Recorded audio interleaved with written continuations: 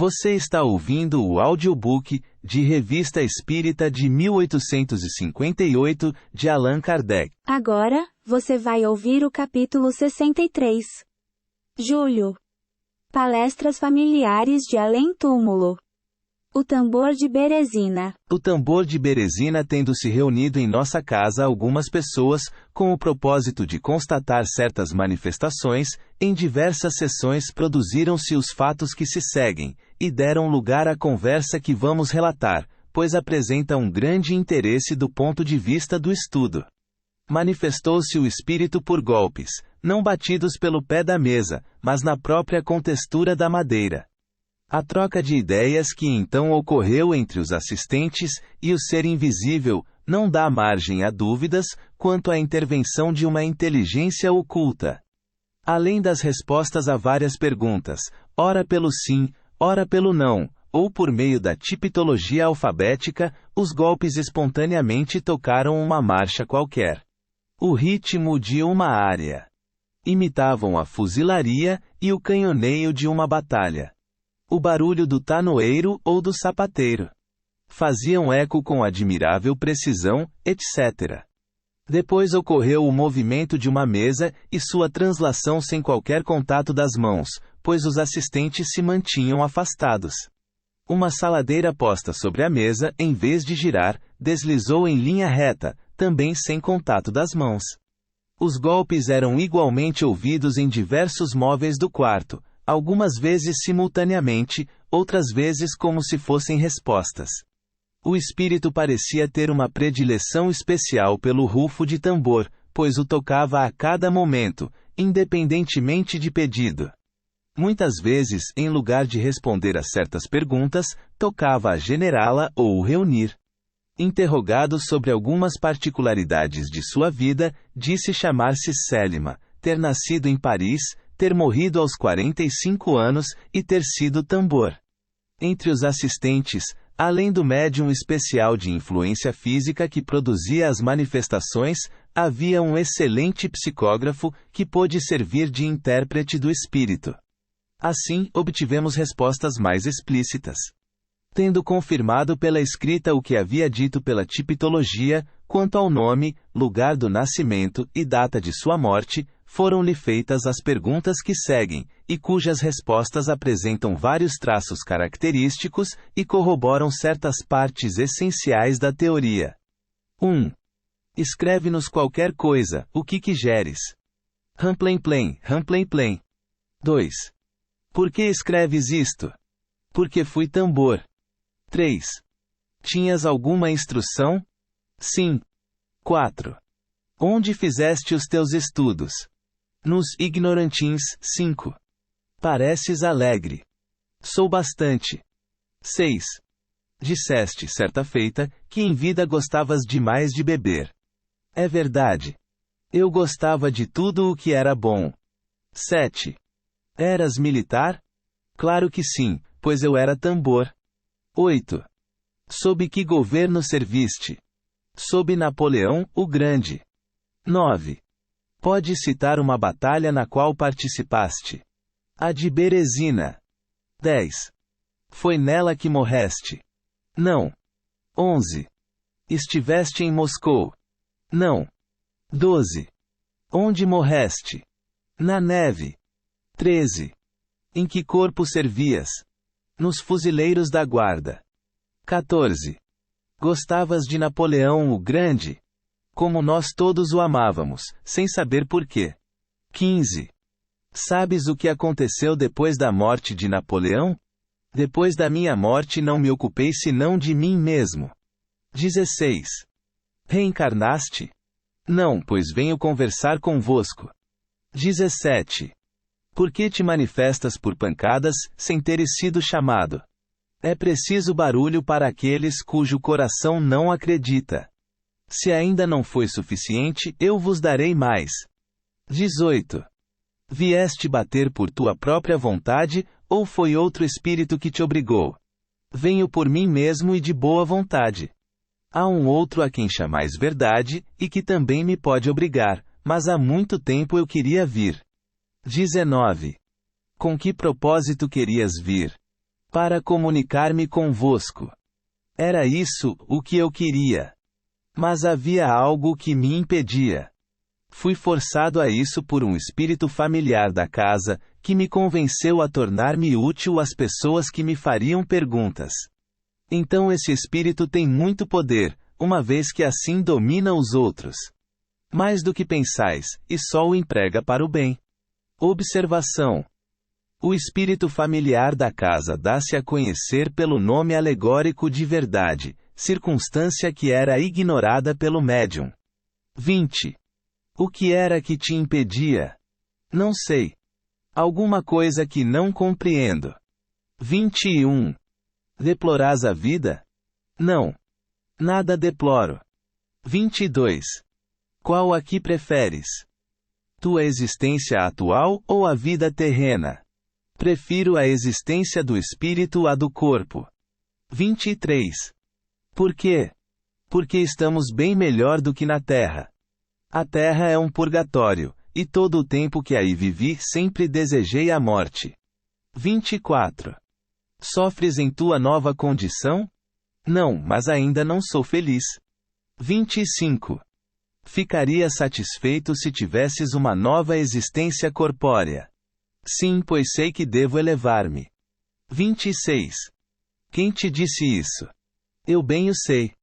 27. Reencarnarás brevemente? Não sei. 28. Vês outros espíritos ao teu redor? Sim, muitos. 29. Como sabes que são espíritos? Entre nós, vemo-nos tais quais somos. 30. Com que aparência os vês? Como se podem ver espíritos, mas não pelos olhos. 31. E tu, sob que forma aqui estás? Sob a que tinha quando vivo, isto é, como tambor. 32. E vês os outros espíritos com as formas que tinham em vida? Não. Nós não tomamos uma aparência senão, quando somos evocados. Fora disso vemo-nos sem forma. 33. Tu nos vês claramente como quando vivias? Sim, perfeitamente. 34. É pelos olhos que nos vês? Não. Temos uma forma, mas não temos os sentidos. Nossa forma não é senão aparente. Observação. Seguramente os espíritos têm sensações, pois que percebem. Do contrário seriam inertes. Mas as suas sensações não são localizadas, como quando têm um corpo. São inerentes a todo o seu ser. 35. Dize-nos positivamente em que lugar estás aqui. Perto da mesa, entre vós e o médium. 36. Quando bates, estás sobre a mesa, debaixo dela ou na estrutura da madeira? Fico ao lado. Eu não entro na madeira. Basta que eu toque na mesa. 37. Como produzes os ruídos que fazes ouvir? Creio que por uma espécie de concentração de nossa força. 38. Poderias explicar-nos de que maneira se produzem os diversos ruídos que imitas, como, por exemplo, as arranhaduras? Eu não poderia precisar bem a natureza dos ruídos. É difícil de explicar. Sei que arranho, mas não posso explicar como produzo esse ruído, a que chamais arranhadura. 39. Poderias produzir os mesmos ruídos com qualquer outro médium? Não. Há especialidades em todos os médiums. Nem todos podem agir do mesmo modo. 40. Vês entre nós, além do jovem S. O médium de influência física por cujo intermédio se manifesta o espírito, alguém que te possa ajudar a produzir os mesmos efeitos. No momento não vejo ninguém. Com ele estou bem aparelhado a fazer. 41. Por que com ele e não com outrem?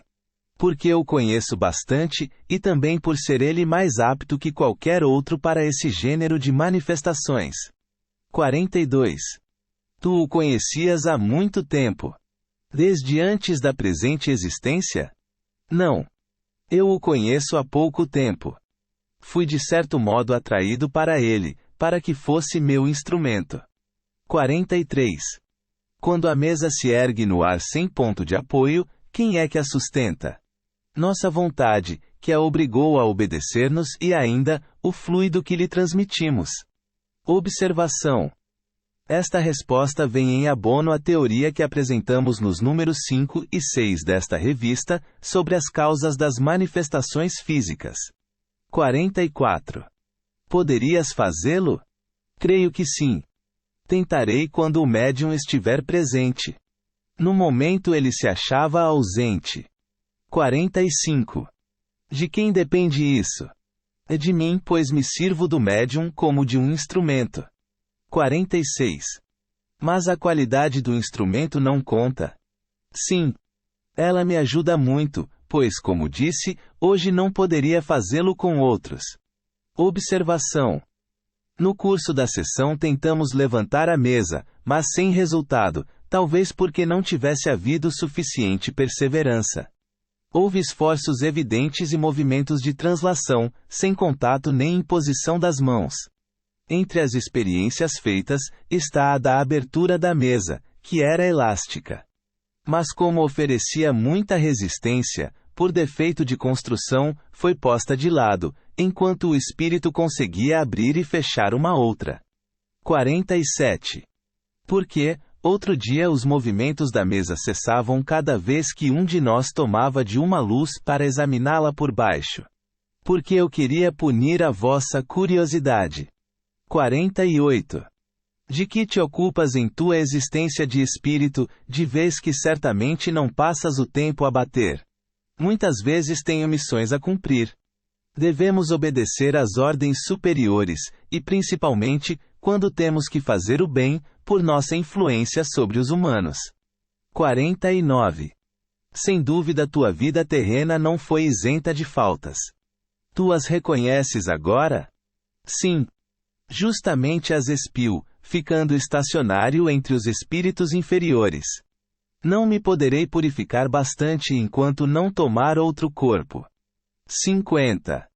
Quando davas pancadas sobre outro móvel ao mesmo tempo que sobre a mesa, eras tu ou outro espírito? Era eu. 51. Então estava sozinho? Não, mas o trabalho de bater era só meu. 52. Os outros espíritos que aí se encontravam te ajudavam na alguma coisa? Não para bater, mas para falar. 53. Então não eram espíritos batedores. Não, a verdade só a mim havia permitido bater. 54. Os espíritos batedores não se reúnem às vezes em grande número, com o objetivo de terem mais força para produzirem certos fenômenos? Sim, mas para o que eu queria fazer, eu me bastava. 55. Em tua existência de espírito estás sempre na Terra. Mais frequentemente no espaço. 56. Vais algumas vezes a outros mundos, isto é, a outros globos. Não aos mais perfeitos. Só aos mundos inferiores. 57. Algumas vezes te divertes a ver e a ouvir o que fazem os homens. Não. Contudo, algumas vezes tenho piedade deles. 58. Quais os que procuras de preferência? Os que querem crer de boa fé. 59. Poderias ler os nossos pensamentos? Não leio nas almas, pois para tanto não sou bastante perfeito. 60. Entretanto, deves conhecer nossos pensamentos, já que vens ao nosso meio. Por outras palavras, como pode saber se cremos de boa fé? Não leio, mas compreendo. Observação. A pergunta 58 visava saber para quem, espontaneamente, ia a sua preferência na vida de espírito, sem ser evocado. Como espírito de uma ordem pouco elevada, ele pode pela evocação ser constrangido a vir a um meio que lhe desagrada. Por outro lado, sem ler propriamente os nossos pensamentos, ele por certo poderia ver se as pessoas se reuniam com um objetivo sério, e pela natureza das perguntas e da conversa que ouvisse, julgar se a assembleia era composta de pessoas sinceramente desejosas de esclarecimento. 61. No mundo dos espíritos encontraste alguns dos teus companheiros de armas? Sim, mas suas posições eram tão diferentes, que não os reconhecia todos. 62. Em que consistia essa diferença? Na situação feliz ou infeliz de cada um. Que disseste nesses encontros? Eu lhes dizia: nós vamos subir para Deus, que o permite. 63. Como entendias essa subida para Deus? Cada degrau transposto é um passo a mais em sua direção. 64. Disseste que morreste na neve. Queres dizer que morreste de frio? De frio e de fome. 65. Tiveste consciência imediata de tua nova existência? Não, mas já não sentia frio. 66. Voltaste alguma vez ao local onde ficou o teu corpo? Não. Ele me havia feito sofrer demais. 67. Nós te agradecemos as explicações que tiveste a bondade de nos dar. Elas nos forneceram úteis pontos de observação para o nosso aperfeiçoamento na ciência espírita. Estou às vossas ordens. Observação. Como se vê, este espírito é pouco adiantado na hierarquia espírita. Ele próprio reconhece sua inferioridade. Seus conhecimentos são limitados, mas tem bom senso, sentimentos louváveis e benevolência. Como espírito, sua missão é muito insignificante, pois desempenha o papel de espírito batedor, para chamar os incrédulos à fé. Mas, como no teatro, a humilde vestimenta de comparsa não pode cobrir um coração bondoso. Suas respostas têm a simplicidade da ignorância, mas, embora não tenha a elevação da linguagem filosófica dos espíritos superiores, nem por isso são menos instrutivas, como o estudo dos costumes espíritas, se assim nos podemos exprimir. É somente estudando todas as classes desse mundo que nos espera que poderemos chegar a conhecê-lo, e nele marcar, com certa antecipação, o lugar que cada um de nós poderá ocupar. Vendo a situação que, por seus vícios ou por suas virtudes, criaram os homens daqui de baixo, iguais a nós, sentimos-nos encorajados a nos elevarmos o máximo possível desde aqui. É o exemplo ao lado do preceito. Nunca seria demais repetir que a fim de bem conhecer uma coisa e dela fazer uma ideia isenta de ilusões, é preciso vê-la sob todos os seus aspectos, assim como o botânico não pode conhecer o reino vegetal senão, observando desde o mais humilde criptógamo oculto sob o musgo, até o carvalho que se alça nos ares. Ponto.